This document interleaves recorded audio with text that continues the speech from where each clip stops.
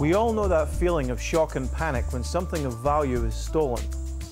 In this con, the hustler uses that feeling to manipulate the mark into doing something they wouldn't ordinarily do.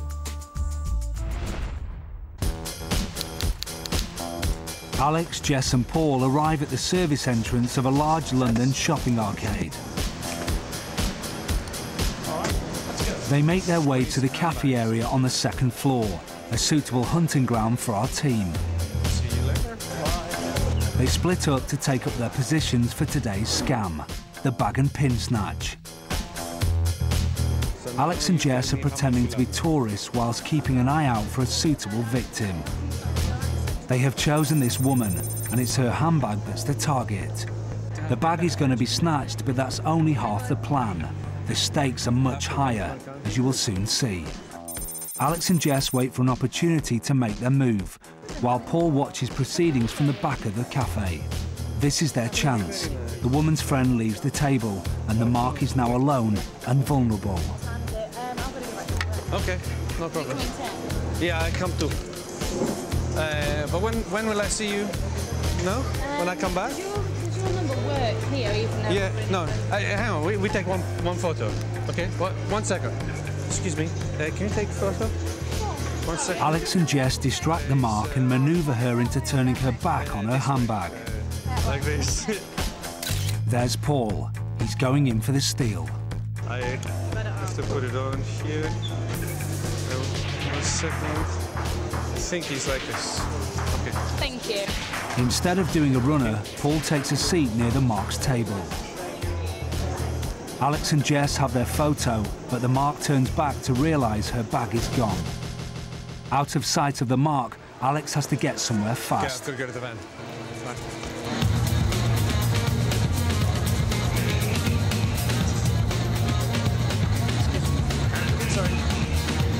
The mark is distressed. You okay? Someone stole my handbag. Did you see anyone here? Paul talks to her, but she doesn't suspect that her handbag is less than 2 meters away in Paul's briefcase. This is the big hit. The team are going to try and fool the mark into giving them her card pin, as well as her personal details. Excuse me, do you have anything valuable in it? Do you have like bank cards or anything? Cards, my phone, my What bank are you with? Barclays. I work for Barclays. You do? Yeah, let's cancel your bank cards. Have a seat. Don't worry, have a seat.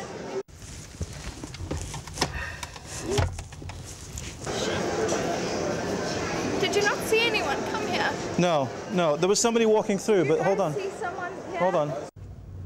Alex wants to sound like he's in a call centre and not in the cab of a van, so he plays in a sound effects CD of office noise. All right, look, that's a bank call centre there. Speak to them. Cancel your cards, okay? Hello? My bag has been stolen and I have all everything in my bag. I'm very sorry to hear about that, but I can certainly assist you with this call. Yeah, please. Do you know your account number and sort code? I think it's... yeah, my sort code is... With the help of the sound effects, Alex has convinced the mark that he is a bank call centre operator, and she dutifully gives him her bank details. Okay. Now I need your full name and your postcode, please. It's Michelle and it's... She still has no idea it was Paul who took her handbag, and is hiding it in his case on the next table. Okay. Now, I've got the card details here. It doesn't look like anyone's tried to use it, so it's a good job you called us straight away. Now, the last thing I need from you in order to cancel your card is your 4-digit PIN number. Now, I can't take this off you myself because we're not allowed to take PIN numbers, so I'm going to have to put you through to the automated service. Okay? Okay, thanks. All right. Alex now plays back a message from Jess recorded earlier. After the tone, please enter your 4-digit PIN number, followed by the hash key. Alex records the tones, which could easily be decoded later to reveal the PIN. Your card has now been cancelled. Thank you for calling. Goodbye. The mark is grateful to the Good Samaritan. All right, yeah, all right. But Paul's walking away with her handbag. Worse still, she thinks her account is now safe, whereas in reality, the real hustlers have done enough to completely empty her finances. It started as a distraction robbery. It developed into a card pin and identity theft, a potentially devastating combination for the victim. It's time to put her out of her misery and let her know how bad it could have been.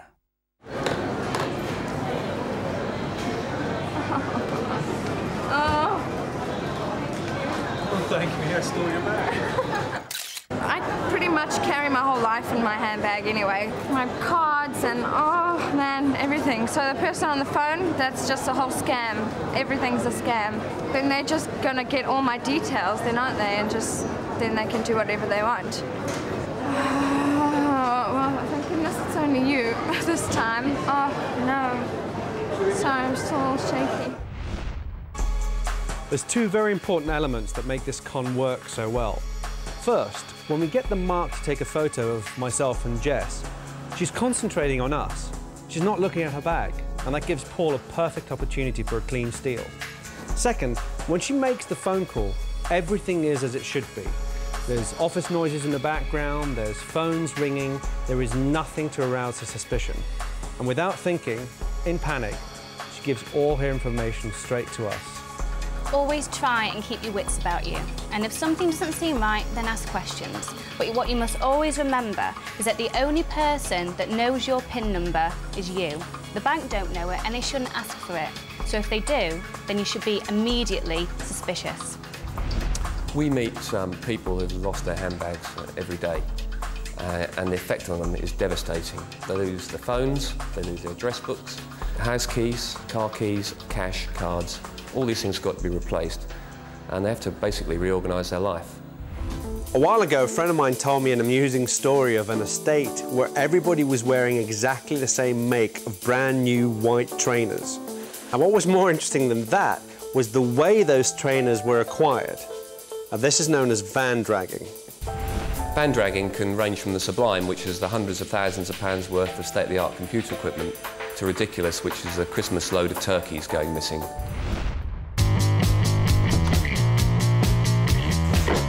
Here's how the villains operate van dragging. It's early morning in a city backstreet. These CCTV cameras are guarding the loading bay doors that serve a major electrical goods store.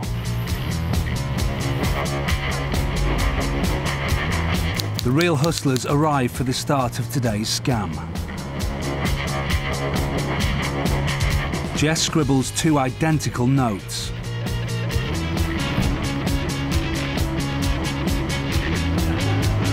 One note is stuck to each loading bay door.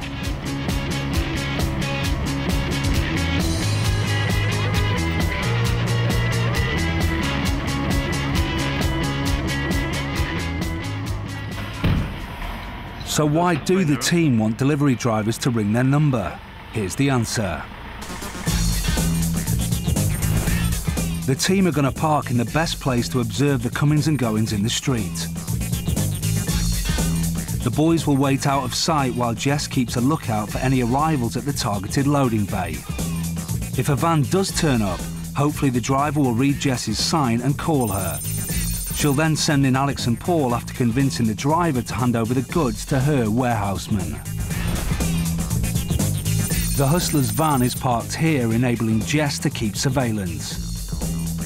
Alex and Paul unload their trolley.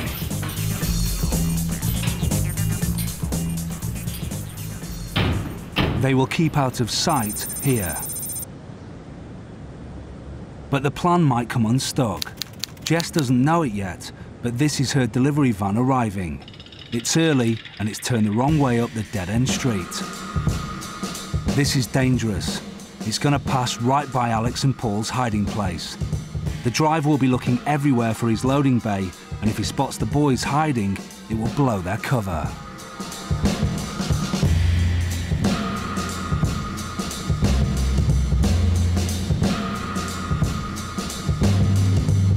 The delivery van comes back down, and now Jess realises what's happening. Did the driver see Paul and Alex?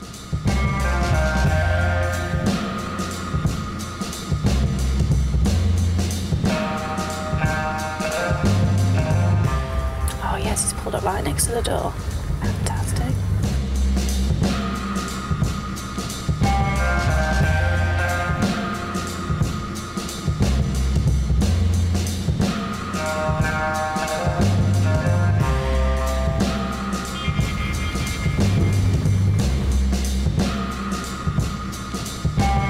He's going for his mobile.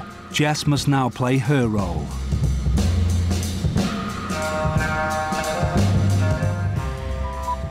Hello, how can I help?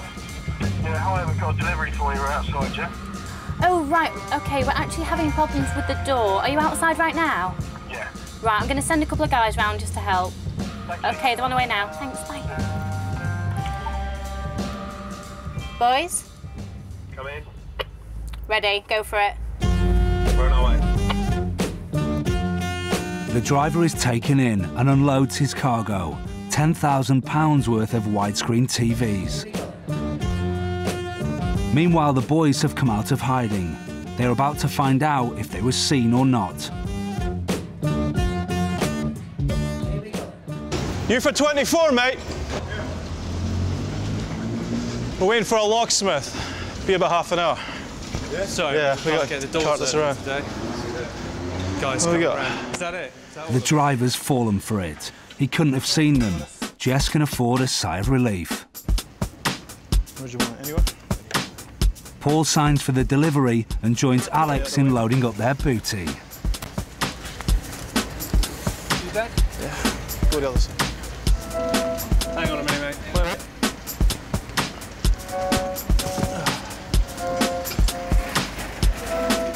Incredibly, the driver hasn't suspected a thing.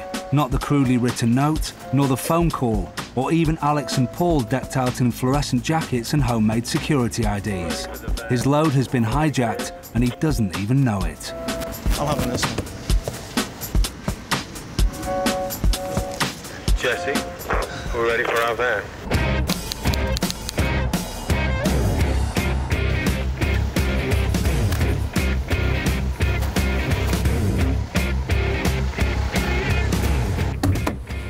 Well, how many? Well. Let's have a look. Way. Nice. I'll get the doors, yeah. Said you had somebody who could buy one of these. Right? It's time to load up and get away.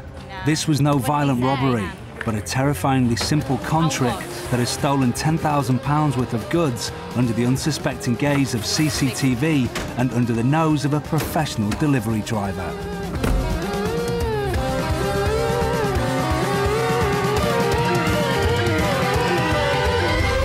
A gang of criminals will give you any reasons why you can't deliver to your drop-off address or location.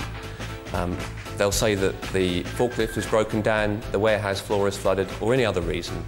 The way to avoid it is to check with your own company, ring through to see if that is the case, and double-check with the reception of the company that you're delivering to.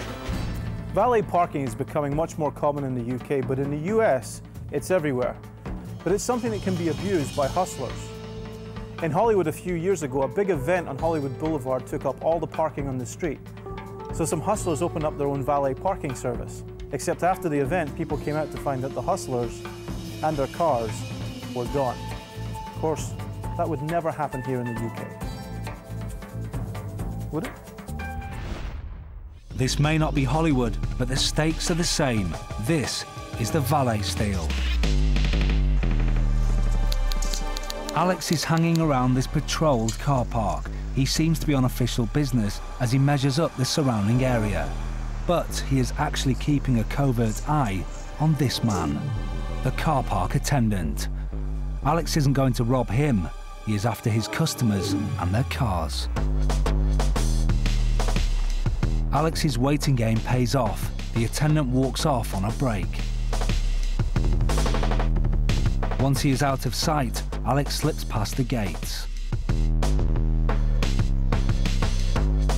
Alex's fluorescent jacket, security ID and clipboard now make him look like a real parking attendant. But will that be enough to convince a customer? There is no sign of a mark, but at least there is no sign of the real attendant. But every second spent waiting for a mark increases the risk of being caught. It's a mark. This is Alex's chance. Can he persuade the driver to hand over the keys to his pride and joy? How long are you going to be, mate? About maybe 2 hours. Maybe 2 hours? Yeah, okay, just leave the keys in here. What's your reg number? Helen is there, Helen. Do you want it washed and valeted? We're doing a £10 deal. You're all right. You're good. I'm just going to put it up at the top there. Okay then. All right? Yeah, you got it for you. I'll leave everything there, yeah? Yeah, just leave everything here. It's fine. Okay, cheers, mate. Oh, excellent. Sat nav. This customer seems very suspicious of Alex. Even though Alex has got the keys, it's not going all his own way. The Mark really isn't happy.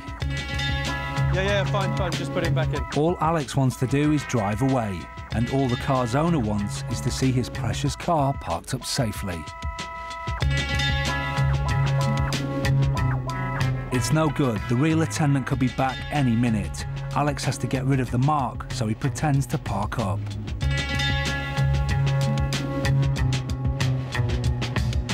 It works, and the Mark leaves. Alex gives the Mark enough time to get out of sight before taking the car for a spin.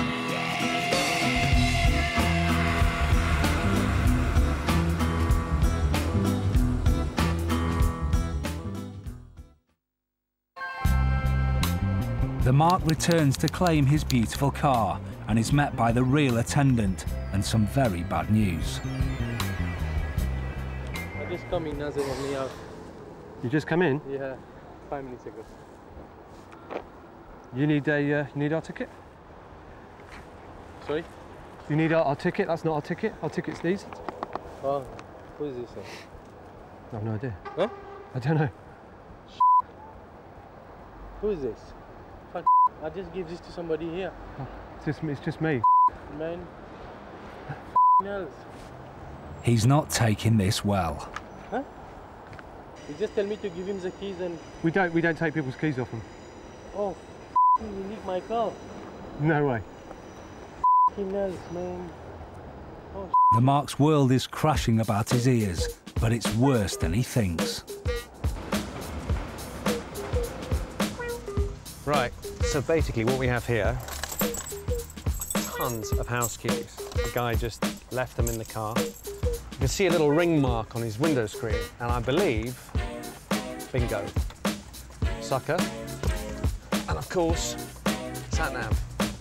Now, what a lot of people do, to turn this on, is they store their home address. Now you've got to consider what I have here. Okay, we're at Southwark Bridge Road, so navigate to, there's a button here called Home. If I hit that, I've just now got his home address. I'm in his car, I've got his keys, I know he's not in. You do the math.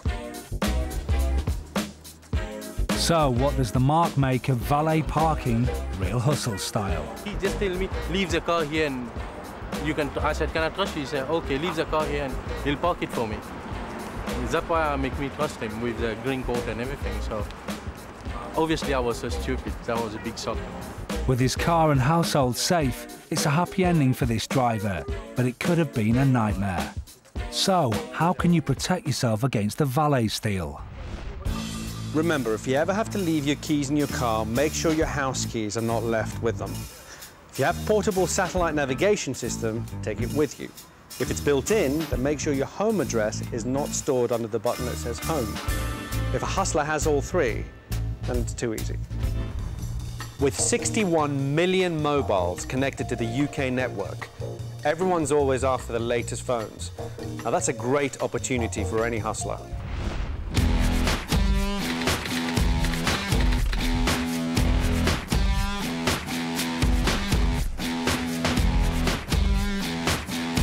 Looks can be deceiving, and there is something odd about this empty shop that is attracting attention.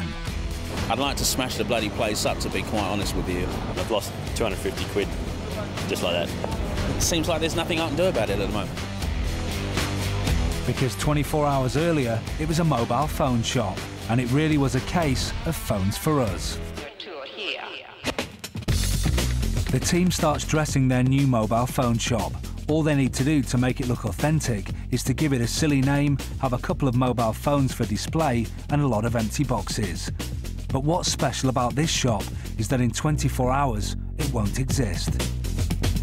The shop is wired for sound and vision, so you won't miss a thing, and the customers won't suspect a thing either. This camera is behind a two-way mirror. Alex opens for business. He and Paul are the salesmen, while Jess waits for a cue as the convincer, someone who pretends to be a satisfied customer in front of the potential victims. Alex and Paul run over the plan. An £800 phone. Yeah, we'll take a deposit or a full payment. We'll tell them to come back, pick up their phones, but by the time they come back to pick up the phone, we're gone. Would you hand over a deposit or the full amount at a shop like this for an item you would have to come back and collect?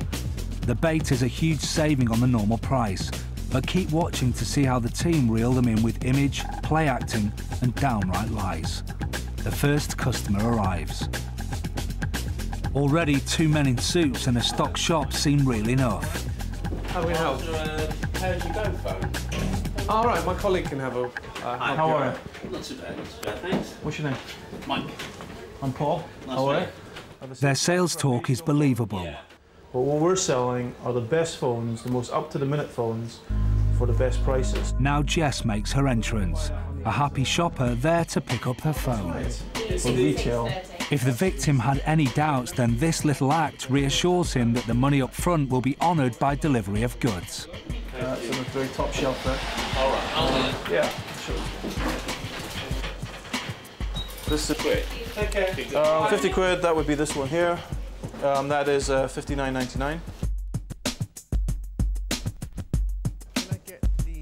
He has no idea as he pays his deposit that the shop will be gone and so will his cash by the next morning.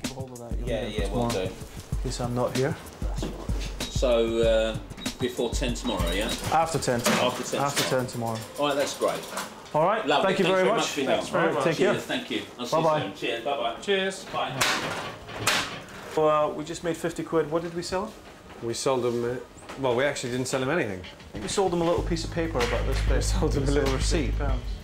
Another victim and another lost deposit. But if you come with that tomorrow morning, your phone should be here. Okay. Yeah? To another shop, I think. But now see how Paul skillfully persuades a customer to part with the whole amount. Great. Hi there, good morning. If you want to pay the full amount today, I'll give you 10% off. Yeah, right, yeah. Yeah, so that's 50 down, it's 250. So the bonus 10% discount is enough to clinch the sale. And worse still, the victim pays by credit card. And with professional scammers, this means they will take the opportunity to steal his card details and his PIN. So just any time tomorrow? Yeah, after 10. If either of us are not here, make sure you've got your receipt. Yeah? Yep. Great. All right, thank you. bye-bye. Cheers, bye-bye. It's time to shut up shop and count the takings. We've got about 1,300.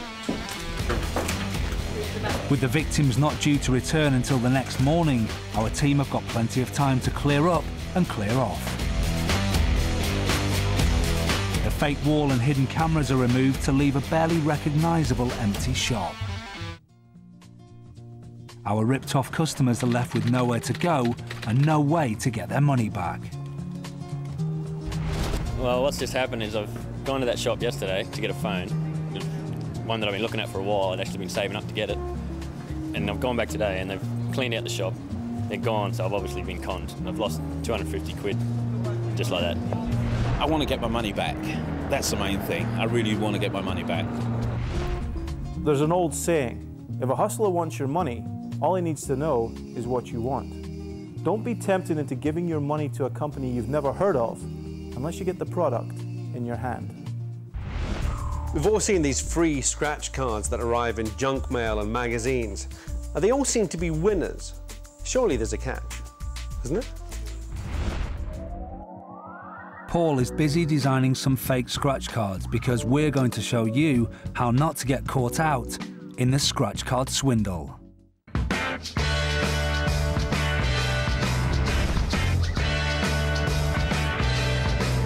For this scam to work, we've set up a charity stall in this shopping centre selling fake scratch cards. Enticed by the top prize of a fictional cruise, the Mark will happily hand over their credit card details and leave with an empty purse and a huge phone bill. Pretending that you're doing something. Have a coffee and a cigarette. Jess is playing the part of a naive new employee on her first day on the job. Paul is the manager and Alex is outside in the cab of the van. We'll find out why he's here later. All they have to do now is wait for some passing trade. Hello. Can we interest you in a scratch to win card? Hi, yeah. Hi. What are you doing? Well, we are collecting for charities nationwide, but we thought we'd make it a bit more fun, so we're selling scratch cards today. You can win a cruise, you can win mobile phones, cash prizes, all the cards are £1 and everything goes to charity, all proceeds. Oh, okay. What kind of charity? Yeah, why not? Yeah. What kind of charity? It's all just different charities, all nationwide. Jess keeps the chat going while the ladies get their money out. She will only pass over one winning card to make the situation appear more realistic. There you go. Thank you. So where's mine? Have you got a penny to scratch it off with? Do you want to? Yeah, thank you. Thanks. There you go. Scratch. Can I just be on there to scratch? And all proceeds go to charity as well. It's not like normal scratch cards. All right. Okay. And do you want as well? But when Jess sells the second card, she's going to deliberately pass over a winning card that should have cost £50. Have you won anything? What have you got? There you go. Have you got a penny to scratch it off with? Let's have a look. Oh, unlucky, I'm afraid. Bet you'll win. If you win, I'll kill you. Yeah. Winning. Look. Oh, is that how you win? I'm winning. Look. Oh my God, you bitch! I told you. Oh my God, you won. The Mark is clearly overjoyed at winning, but she has no idea that it's about to cost her far more than she thinks. Paul, I win £1,000. Please come and have a look at this, please. You won £1,000? No. What'd you win? On a boat. Oh, you've won a cruise. Woo! You've won a cruise. That's worth £3,000. Does it? Yeah. Oh yeah, it's a cruise for 2 people. It's in the Caribbean. Oh, in the Caribbean! I'm coming with you. I'm coming with you. This is a key moment in the scam. It's at this point that the Mark has to believe that there's been a terrible mistake and Paul is going to sort it out for her. How much did you pay for the ticket? Sorry. I'm really, really sorry. It's my fault. Someone did it wrong. This is a £50 ticket. And that were at £3,000. Give me a cup of tea. I'm really sorry. It's all right. I'm sorry. This is my fault. No, that's all right. Sorry, it is our first week. We paid £1 for the ticket. That's a £50 ticket, unfortunately. You have to give me a deal. I'll give It has won. It has won. It's a £3,000 tour. Oh my God, that's great. That's great. That's great. A cruise. Yeah. It's a bit embarrassing to be honest, but I can't actually let you have the ticket for £1. Well, I'll give you some more money. Well, £49 would have to be the... See, I have to verify it at the end of the day. Give me some money. How much do you have? The prize is so good that the Mark is even happy to borrow money from her friend to pay an extra £49 to ensure she gets her cruise. Oh, you've got really clever all day. You give it back to me and you take me on the cruise as well. Yeah. You do have to take her on the cruise. She was here. Come on, tell me everything I'm going to get is all inclusive. Everything is inclusive. You get your flights out there, you get your meals, everything. You do have to take your own money if you want to buy souvenirs and things, but everything is inclusive. So, this is what you need to do. Paul now explains to the Mark that she has to call a special number to verify her winnings. It's amazing. And we only just opened up this morning, so...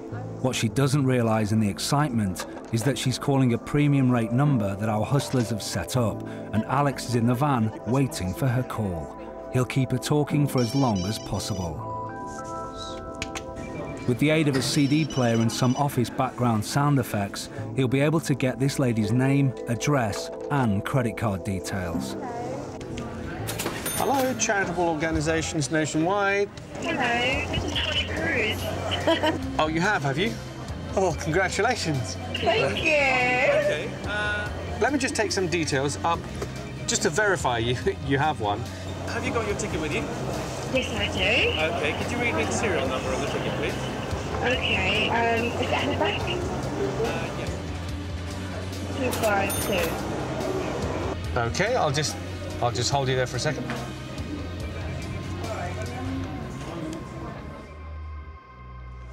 OK, that seems to be a winning ticket. Congratulations, you've won the cruise for 2 people. I have indeed. It's my lucky day. Let me just explain to you how this works. Having verified she is indeed a winner, Alex now goes through all the information she needs to know about the prize and gets her full name and address to post her the tickets. What I'm going to do is I'm going to put these in the post. They'll reach you within the next 7 to 10 working days. Now comes a little surprise for the mark. Cost down to a minimum. So there is a £10 handling fee. £10 extra. OK, now as I said, we are a charitable organisation and we try to keep all the funds from the tickets to go straight to the charities. Alex pleads the charity cause, and the mark has no choice but to spend £10 postage and give him her credit card details. This one. Can I use my husband's credit card? No, not my husband's. Can I prefer to use that? Don't you take my money as my account? Let me use that credit card, sorry. She is so taken with the prize, she gives away her husband's credit card details. The hustlers now have the potential to max out on his card. OK, that seems to be fine. That's gone straight through. Yeah. OK, so you will receive your tickets at your home address within the next 7 to 10 working days. Congratulations again on winning the cruise, and I hope you have a fantastic time. For me and my lovely friend. Having been on the premium phone line for 10 minutes, the mark leaves the scene thinking she is on the way to the Caribbean. But in reality, she's £50 down in cash, has spent money on the hustler's premium rate phone line, and given away her husband's credit card details. It all started as a charitable scratch card game. She thought she'd won. She paid more money to ensure she got her prize. But there is no prize, only a big con.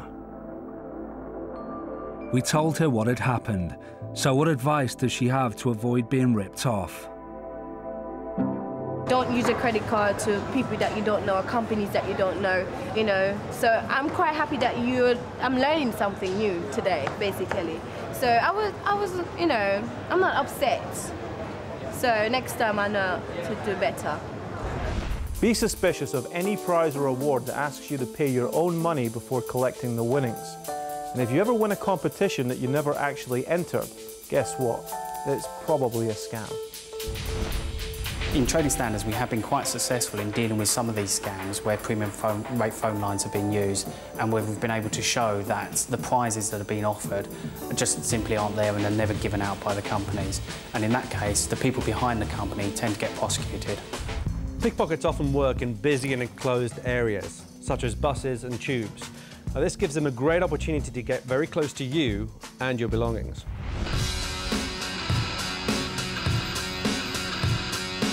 Alex, Jess and Paul are going to spend the day travelling on London buses to see what they can pick up.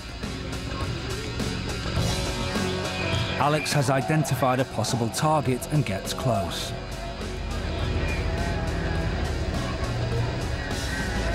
Excuse me. Sorry. Oh, sorry. A few stops later, and he has got himself a wallet. But how did he do it? Let's rewind and take a closer look.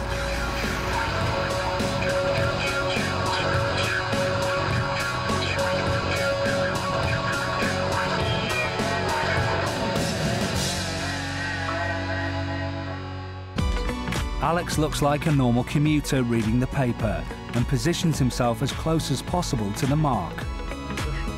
As the bus hits a pothole, Alex uses it as an opportunity to lurch forward and feel the man's jacket to find out where he keeps his valuables. Alex has discovered the man has a wallet in his inside jacket pocket. As the bus jolts again, Alex uses the bump to disguise his hand going into the mark's jacket and removes the wallet. Here it is again.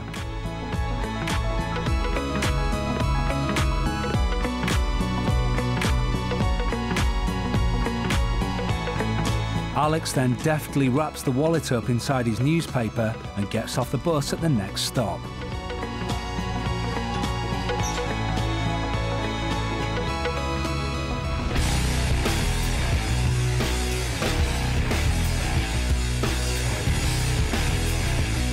It's Paul's turn, and he has spotted a pair of designer sunglasses he fancies. For a practiced pickpocket, those glasses will be gone in the blink of an eye. Here comes Paul. And he's got them.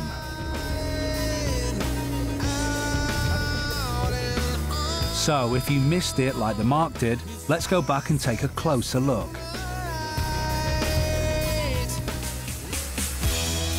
As Paul approaches the mark, he uses his newspaper to disguise his actions.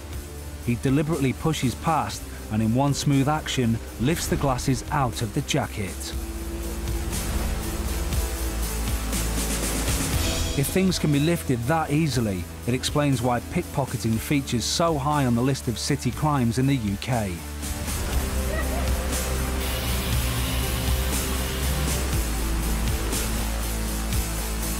Later on the same route, Jess pretends to be an innocent new mother. But the baby she is holding is actually plastic. She's only caught the bus so she can catch a mark. And here he is, about to get off at the next stop. Jess has spotted a mobile phone and moves in for the steal. The baby acts as cover and is also an ideal hiding place for the mobile phone. The mark doesn't suspect a thing. If you missed it, here it is again.